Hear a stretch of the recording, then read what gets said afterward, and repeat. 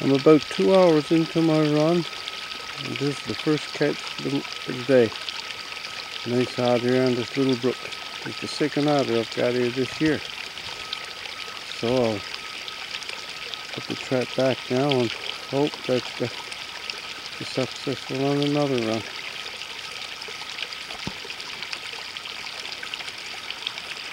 This little brook runs out into this pond up in the distance there.